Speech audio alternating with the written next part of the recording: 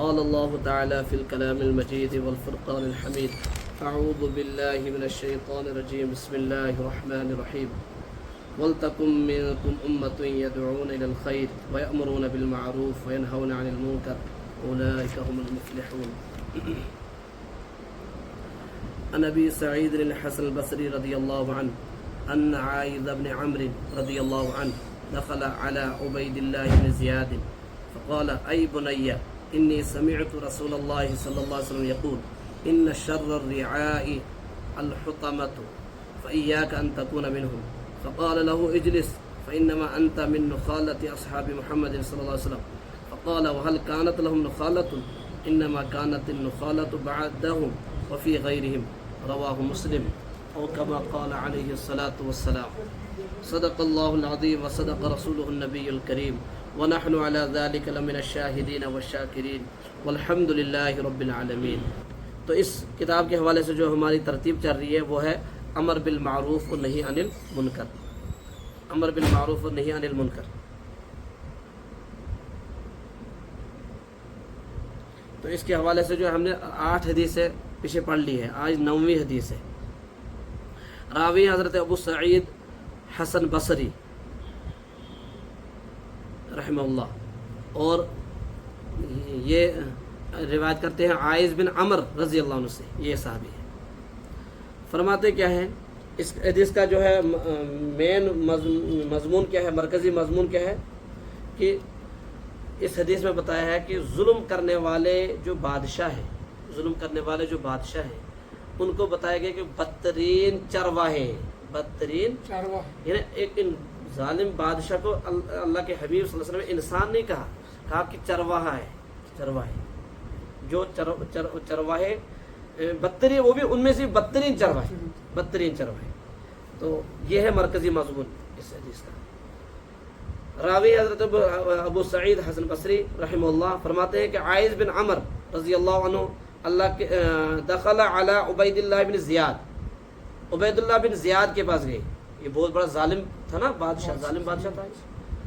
تو فقال، کہا، اس صحابی نے کہا، عائذ بن عمر رضی اللہ عنہ نے کہا اس سے، اے بنیا، اے لڑکے، انی سمعت رسول اللہ صلی اللہ علیہ وسلم یقول، میں نے اللہ کے حبیب صلی اللہ علیہ وسلم سے ارشاد فرماتے ہوئے سنا ہے، ان شر الرعاء الحطمہ، الحطمہ، بے شک بدترین چرواہے یعنی بدترین حکام.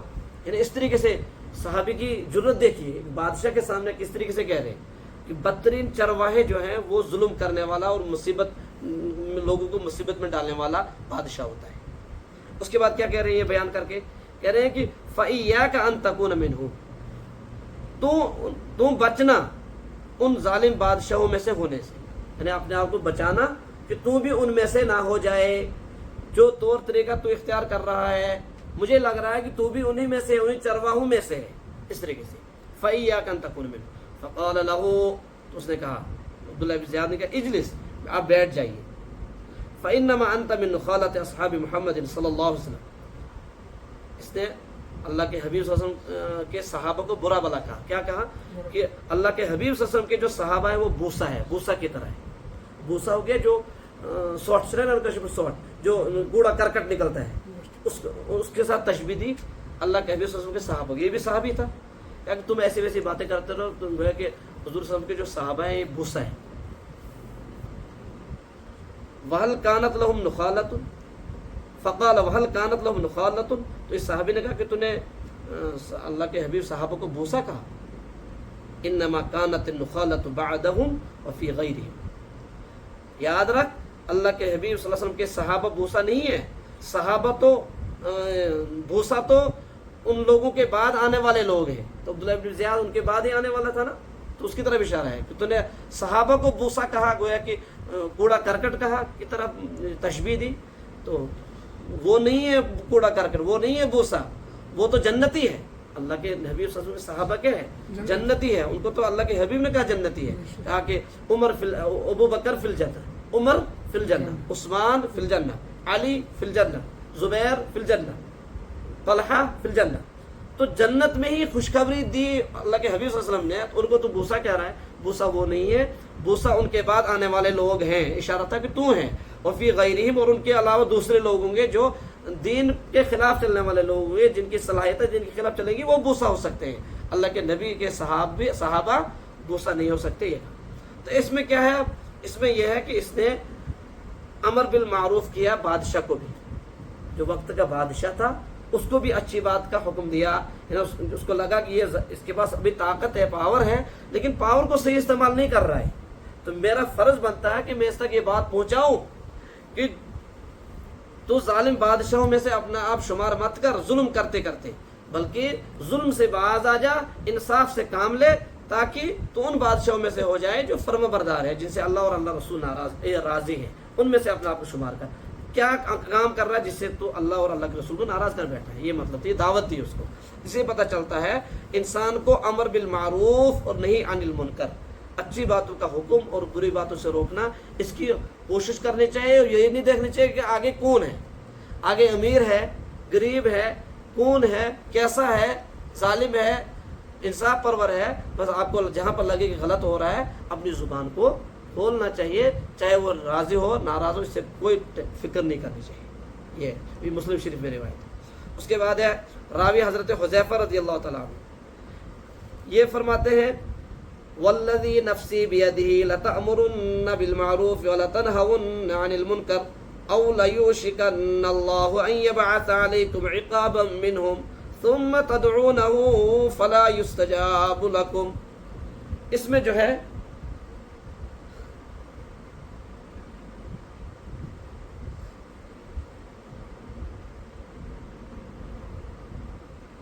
اس میں اشارہ ہے اس بات کی طرف کہ یہ راوی قسم کھا کر کہہ رہے ہیں کہ مجھے قسم ہے اس ذات کی، یعنی اللہ کی قسم کھا رہے ہیں جس کے قبضے میں میری جان ہے، جس کے قبضے میں میری جان ہے۔ تو اس حدیث سے پتہ چلتا ہے کہ ہمیں صحابہ کے نقش قدم پر چلنا چاہیے۔ صحابہ آپ کا قسم کھانے کی ان کو ضرورت پڑتی تھی، کس کی قسم کھاتے؟ اللہ کی قسم کھاتے تھے۔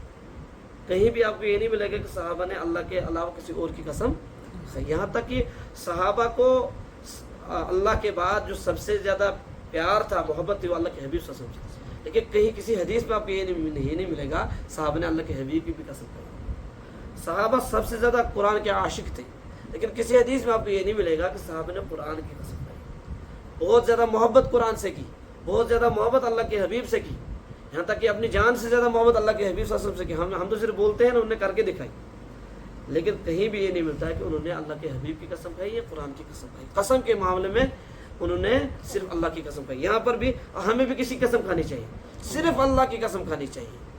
یہی نبی کا طریقہ ہے، یہی صحابہ کا طریقہ ہے۔ تو جو نبی کے طریقے پر چلے گا، صحابہ کے طریقے پر چلے گا، اللہ اس سے راضی ہوگا، نبی بھی اس سے راضی ہوگا۔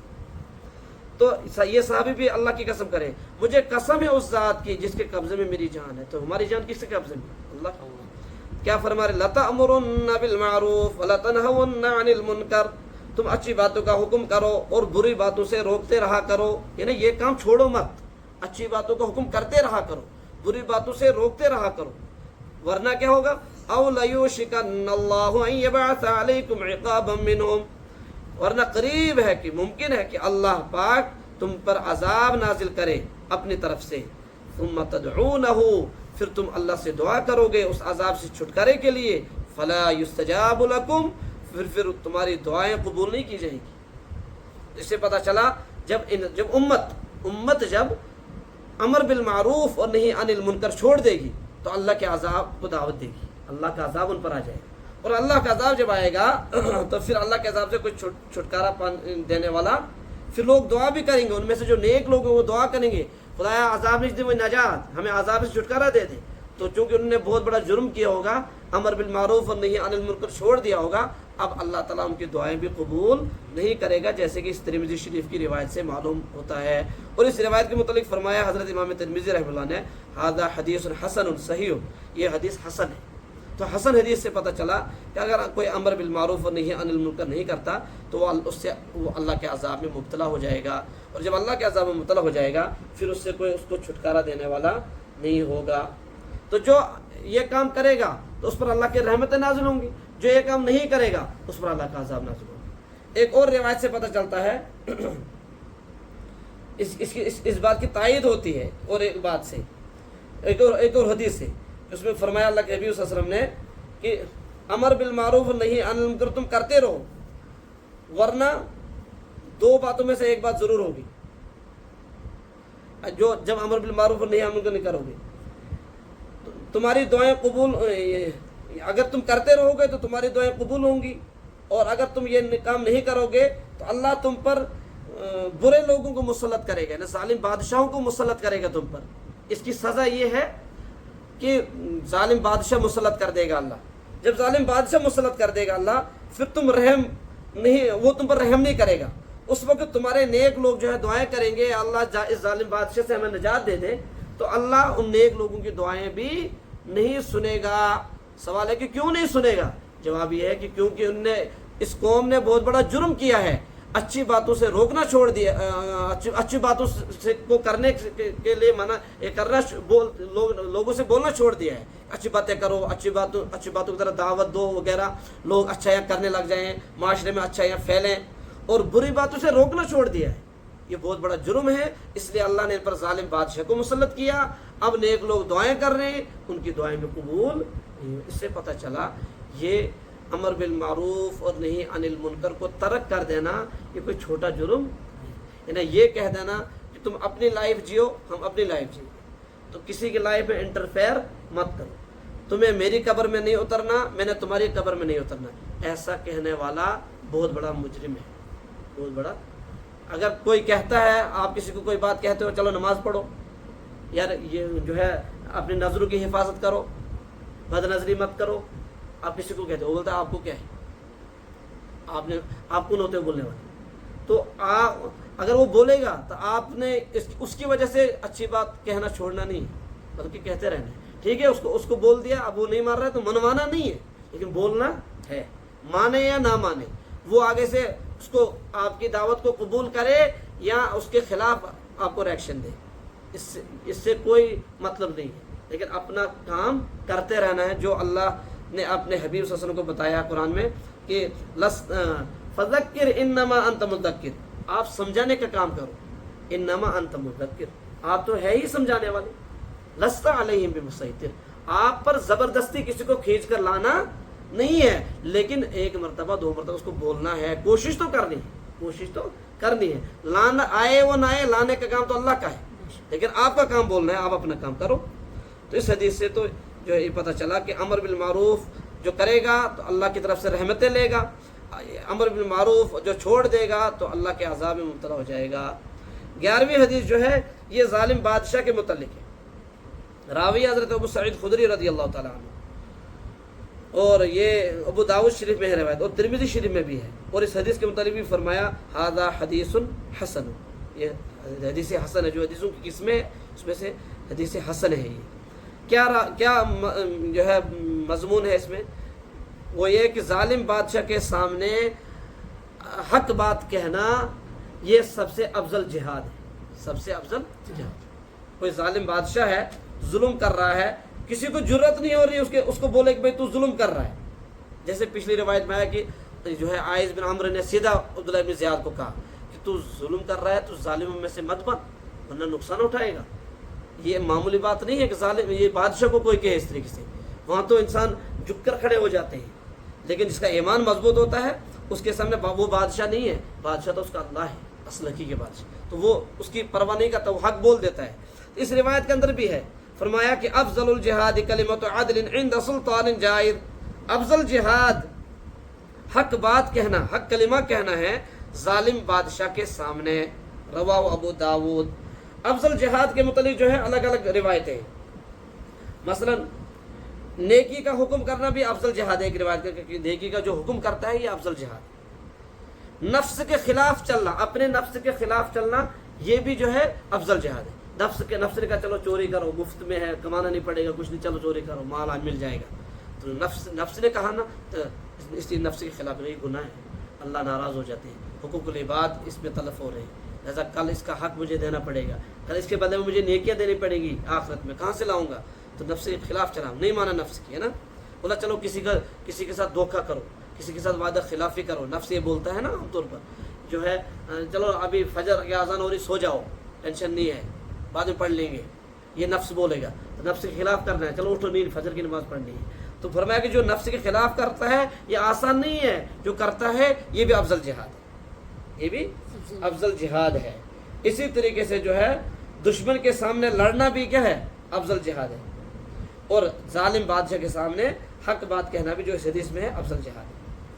ایک بہت بڑے محدث ہے علامہ خطابی رحمہ اللہ، یہ فرماتے ہیں کہ دشمن کے مقابلے کے وقت میں دو باتوں میں سے ایک بات ضروری ہوگی، یا تو جان بچنے کی، پہلی یہ کہ جان بچنے کی امید ہے، عام دشمن کے ساتھ جب لڑ رہا ہوگا کوئی تو وہاں دو باتوں میں سے ایک ہوگی، یا تو یہ کہ جان بچ جائے گی تو بھاگنے میں کامیاب ہو جائے گا، غالب آنے میں کامیاب ہو جائے گا، جان بچ جائے گی، اور دوسری یہ کہ شہادت ہو جائے گی، دو میں سے ایک چیز تو ہوگی۔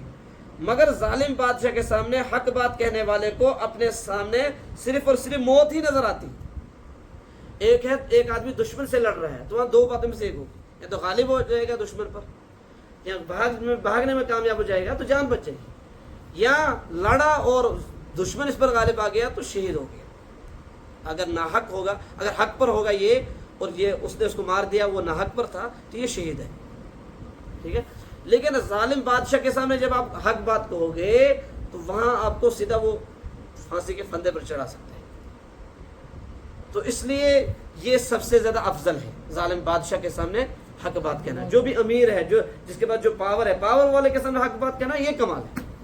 محکوموں کے سامنے، ماتحتوں کے سامنے حق بات کہنا تو زیادہ کمال نہیں، ان کو تو کچھ بھی کہہ دو بیچاروں کو، وہ تھوڑی کچھ کہیں گے آپ کو، لیکن ظالم بادشاہ کو جب حق بولو گے تو وہ آپ کو سزا بھی دے سکتا ہے۔ ملا علی قاری رحمہ اللہ جو بہت بڑے محدث ہیں، یہ فرماتے ہیں اس کی یہ ظالم بات ہے کہ بادشاہ کے سامنے حق بات کہنا جہاد، اس کو جہاد کیوں کہا گیا ہے؟ کہتے ہیں کہ وہ اس لیے کہ بادشاہ کے ماتحت جو ہے پوری رعایا ہوتی ہے، پوری لوگ برے لوگ ہوتے ہیں بادشاہ کے تحت، لہذا یہ بادشاہ اگر ظالم ہے تو گویا کہ پوری رعایا، پورے لوگ اس کے ظلم میں پیسے جا رہے ہیں۔ جب اب حق بات اس تک پہنچاؤ گے تو امید ہے کہ اللہ یا تو اس کو ہدایت دے دے، جب اس کو ہدایت دے دے گا تو آپ نے پورے لوگوں کو، پوری قوم کو ظلم سے نجات دلائی۔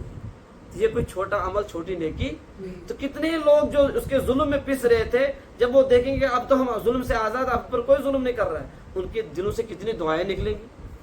تو اس لیے یہ افضل ہے، یا تو پھر جو ہے اس کے خلاف ریئیکشن دے دے گا یہ تو آپ کی جان بھی جا سکتی ہے۔ تو اس اعتبار سے آپ نے اللہ کے دین کے لیے جان دی ہے تو اس سے بڑھ کر اور کوئی عبادت نہیں ہو سکتی ہے۔ یہ آج 3 حدیثیں پڑھی ہم نے اس موضوع کے حوالے سے، یہ امر بالمعروف اور نہی عن المنکر۔ اس موضوع کے میں جو ہے لگ بھگ کتنی حدیثیں ہیں؟ 14 حدیثیں، تو آج پڑھ لی ہم نے 11 پڑھ لی، 12 13 14، 3 اور ہے اگلے انشاءاللہ، اگلی اتوار کو یہ موضوع بھی پورا ہو جائے گا۔ اللہ پاک کہنے سننے سے زیادہ عمل کی توفیق عطا فرمائے۔ وآخر دعوانا الحمدللہ رب العالمین، سبحان اللہ وبحمدہ، سبحانک اللہم وبحمدک، ونشہد ان لا الہ الا اللہ ونستغفرک ونتوب الیک، سبحان ربک رب العزۃ عما یصفون، وسلام علی المرسلین، الحمدللہ رب العالمین۔